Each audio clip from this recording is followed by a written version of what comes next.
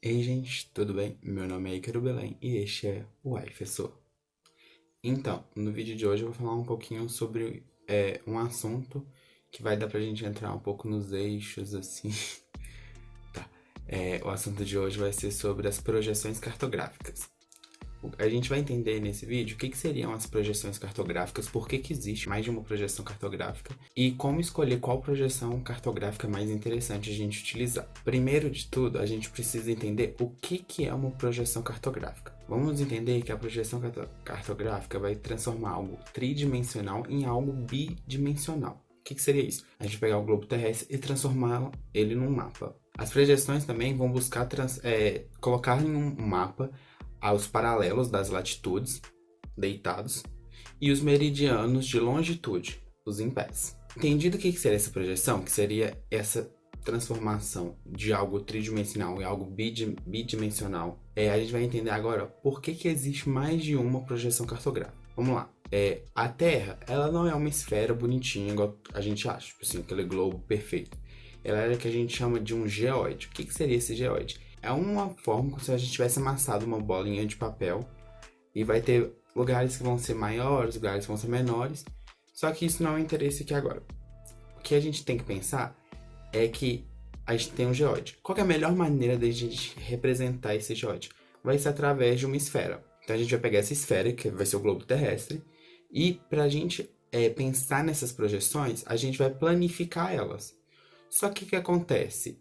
Nenhuma projeção vai estar isenta de alguma deformação. O que acontece? Toda projeção vai ter alguma certa deformação.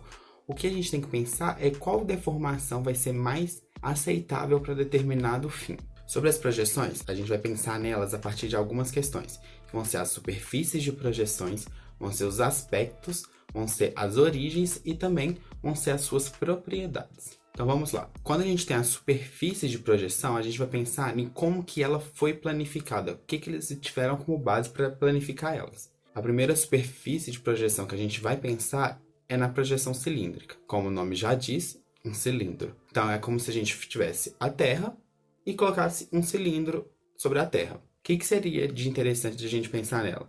Que as linhas e as linhas, tanto os paralelos quanto os meridianos, vão ser retos e formar ângulos retos, de 90 graus. Então a gente sempre vai ver retinho, como se fosse um quadriculado.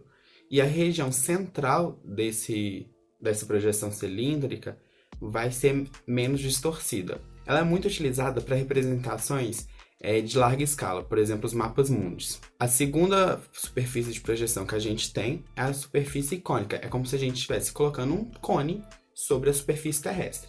O que seria de interessante da gente pensar nela? As bases, tanto do cone quanto o topo do cone, vão ser muito distorcidos, mas a sua região central ali do cone vai ter uma distorção muito menor. Ela é muito utilizada principalmente para representar países de latitudes médias, como por exemplo o Brasil. Esse mapa aqui de cima, ele é utilizado uma projeção cônica. E a gente tem também as superfícies planas. O que seriam essas superfícies planas?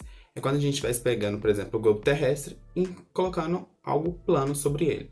O que acontece? Essa projeção vai atingir apenas um ponto e por isso ela é muito utilizada principalmente quando se quer representar os polos terrestres. As projeções planas, elas vão ter pouca distorção na sua região central, mas a distorção ao longo dela vai ser muito grande. Por isso que ela é utilizada principalmente quando é para representar alguma questão muito pontual, que é os polos. Tá, agora a gente tem duas questões. Quando a gente vai querer falar sobre a origem e sobre o aspecto dessa projeção.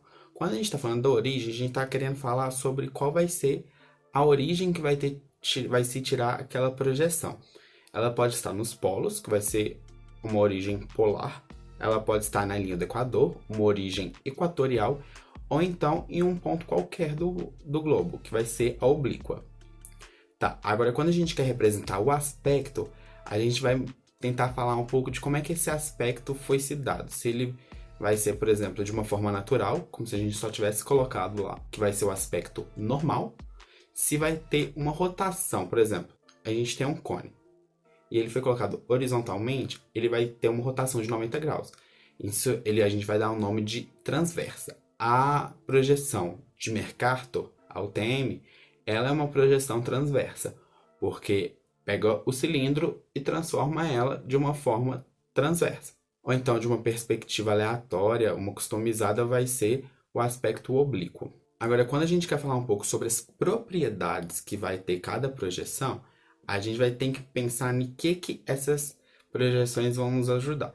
Se vai preservar a área, a gente chama de projeção equivalente. Se vai preservar os ângulos e as formas, que são projeções conformes. Se vai preservar as distâncias, que são as projeções equidistantes. Ou se então se vai preservar as direções, que vão ser as projeções azimutais, que vem de azimuth. Tá, agora a gente quer pensar como que a gente vai decidir qual que é a melhor projeção que a gente vai utilizar. Qual projeção eu devo escolher para fazer tal mapa? Para isso a gente vai ter que levar em consideração alguns fatores. Vamos lá, quais que são esses fatores? O primeiro fator que a gente vai pensar vai ser as propriedades. Quais vão ser as propriedades, aquelas que eu acabei de citar, que vai ser necessário para esse mapa? Você quer manter a área, se você quer manter a direção, então a gente tem que pensar nesse ponto primeiro. Depois a gente vai pensar nos padrões de deformação. Se a deformação que for ocorrer nessa projeção, ela é adequada, se essa deformação ela é aceitável, se ela vai ir muito além do que se espera e vai ser muito deformado que a gente está querendo. Depois a gente vai pensar no quê?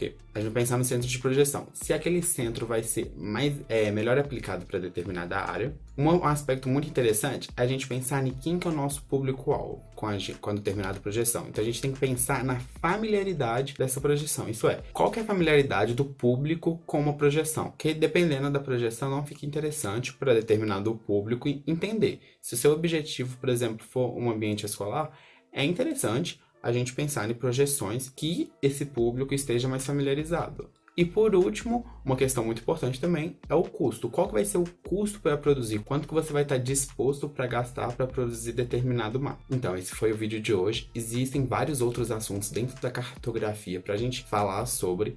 Se vocês têm curiosidade em alguma temática da cartografia ou de outras áreas da geografia, pode comentar aqui nos comentários ou entrar em contato comigo.